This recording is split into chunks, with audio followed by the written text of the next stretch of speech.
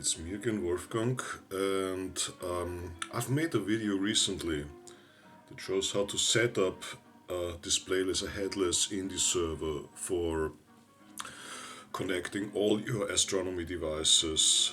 And this time I want to go a little bit further and I want to show to you how one can make a USB3 capable INDI server with a minimal user interface. And I also want to explain to you why this is a good idea. In short, it is a good idea because you can use a powered USB3 hub and you don't run into trouble with long USB3 cables.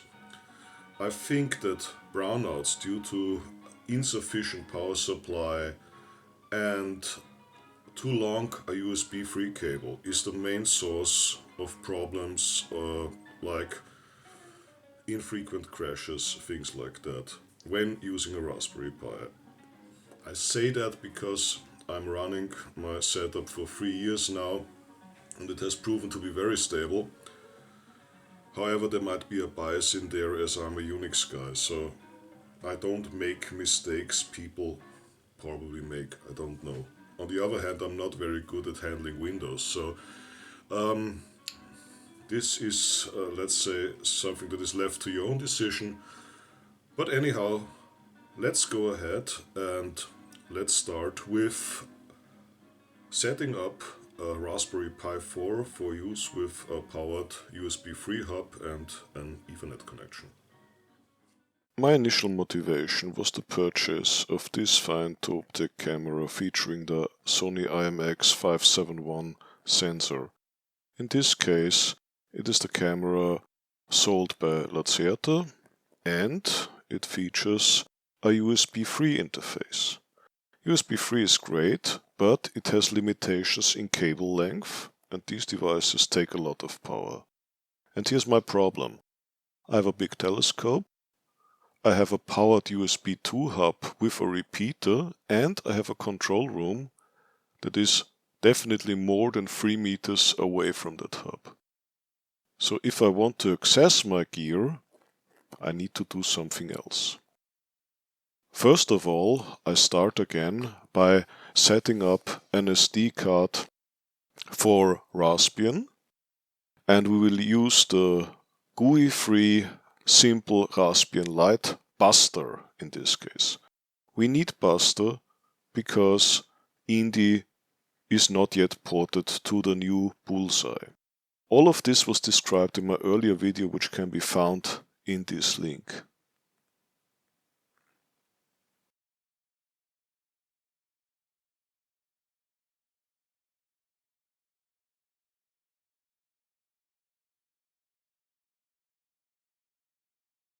Basic configuration was shown in this video as well, so I'm just making here a quick repeater.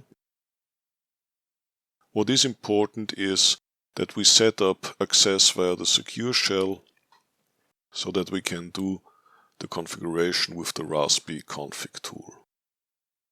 We need to set the right locale, the right time zone, the right password, and above all, we need to set the system in such a way that the user Pi automatically logs into the console, and we have to open up the SSH interface and the SPI interface, which we will need later on. All of this, as said before, can be found in the earlier video, so I don't want to describe this in great detail here. We do not need the I2C interface as long as we are not connecting an I2C device such as a real-time clock. And basically, if all of this is done properly, then one can easily access the Raspberry Pi connected to the home network with PuTTY or another terminal program.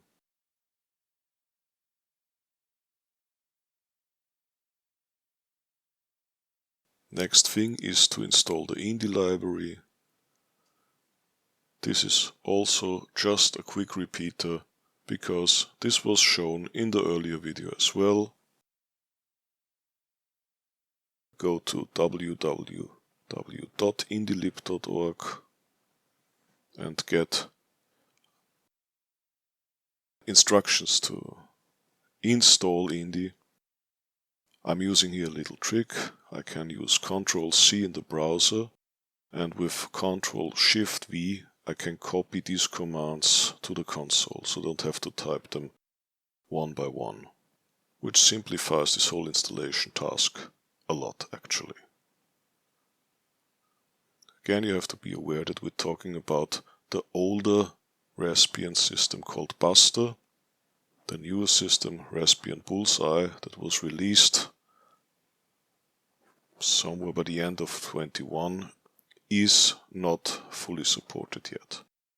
And we don't install KStars, we just install the INDI library with all drivers. Doing here a little upgrade as well.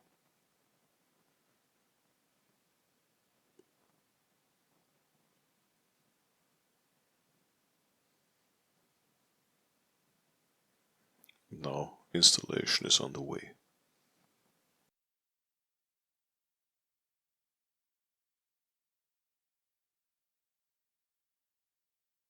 Later on we will need two more libraries.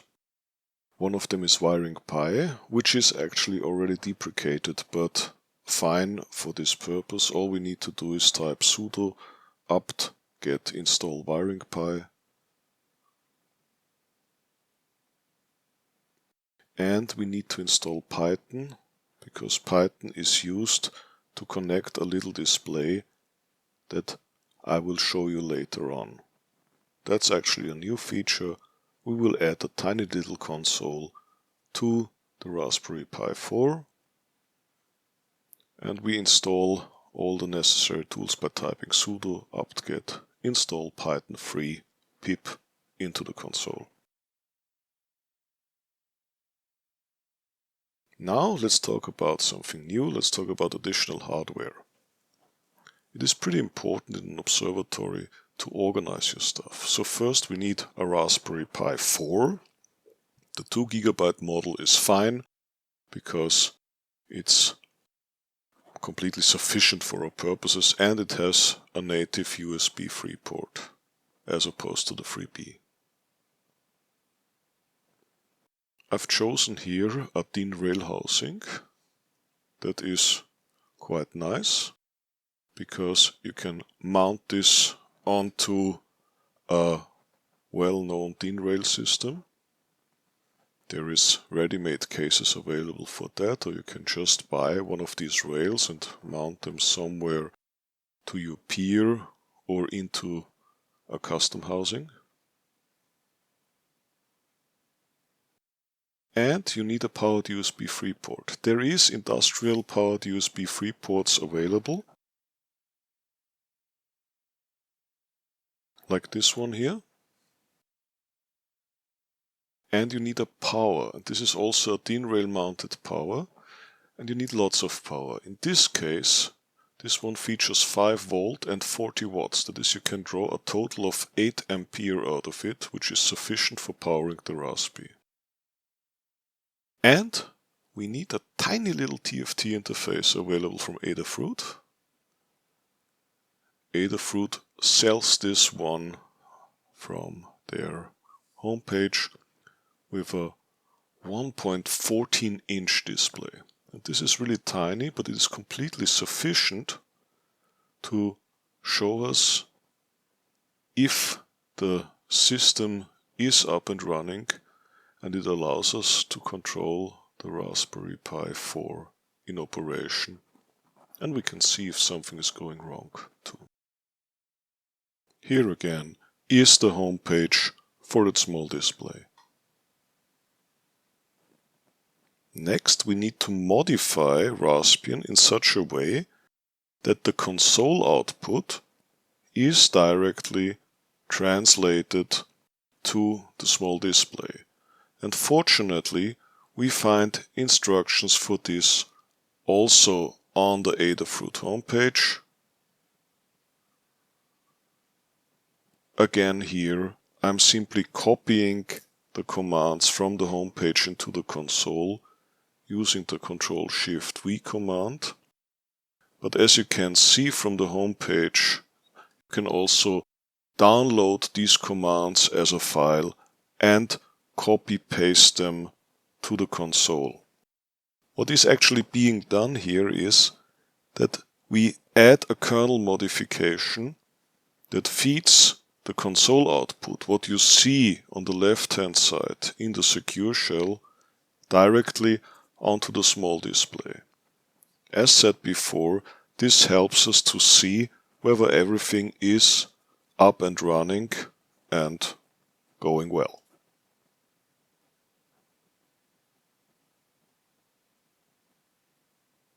So here we see now this installation procedure. And here we have the link to this instruction on the adafruit.com homepage. You can easily find this with Google. And that's what we see once the Pi is installed in the DIN rail housing. And I've also wired the display and attached it to the front face.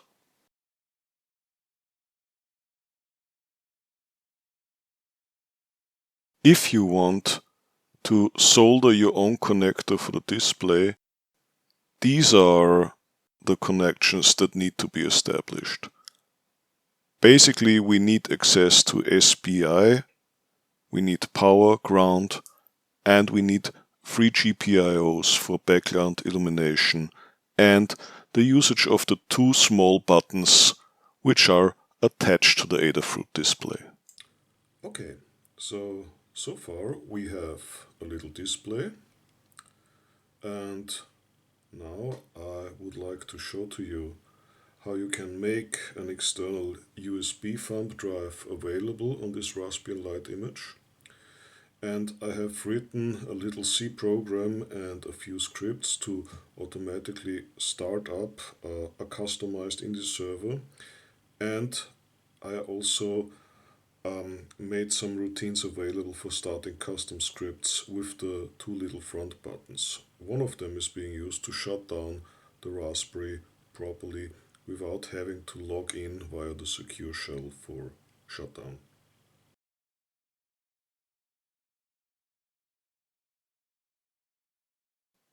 Here we see how we can make a USB drive available in Buster Lite. We need to install a package called USB mount by typing sudo apt install USB mount.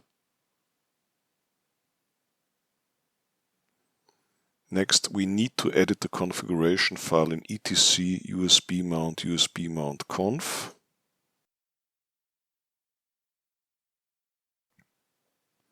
And we have to type this lengthy line in there. So we have to change the fs_mount option parameter to this admittedly lengthy option. Fs type is vfet, GID is users, dmask is 0007, fmask is 01111. We have this here in full beauty again.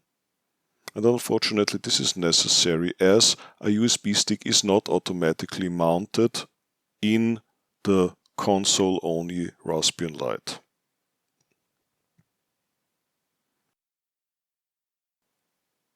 Once this option is entered, we save everything by typing Ctrl-O for save and Ctrl-X for exiting the Nano editor.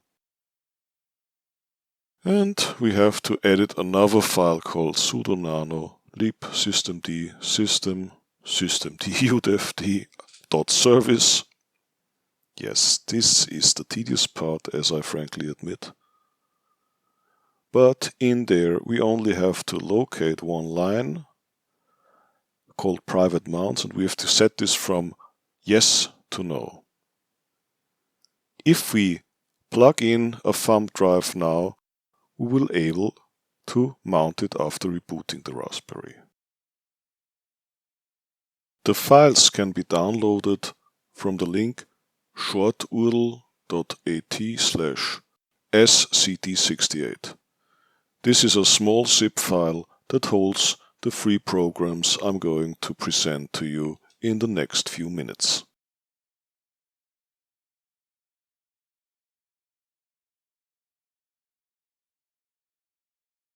So now we can plug our USB stick into the Raspberry.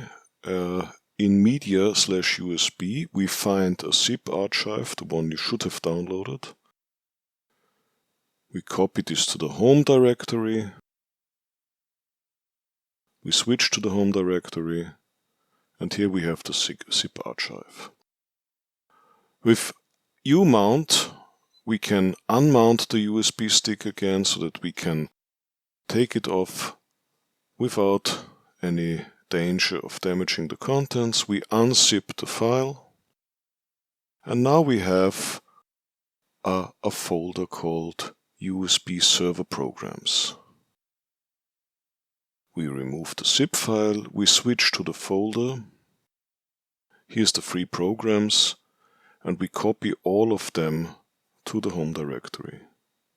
The folder is now empty, and we can remove the folder as we have the free scripts custom.sh, startup.indi.sh, and a C file called frontbuttons.c available in the home directory. We make, they are already, but we make custom sh available. The two shell scripts should be made executable.